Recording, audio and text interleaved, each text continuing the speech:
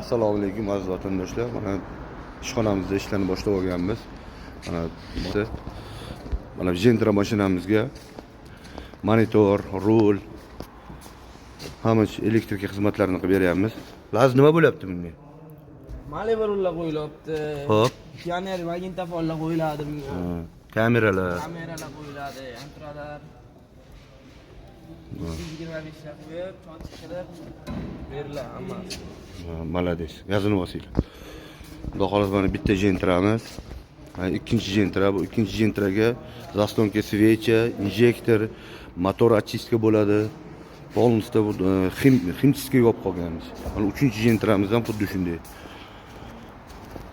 Bunga gaz reduktorlarini yuvib beramiz, filtrlarni, gaz injektorlarini tozalab beramiz, benzin o'zini injektor, zaslonkalarni tozalab beramiz.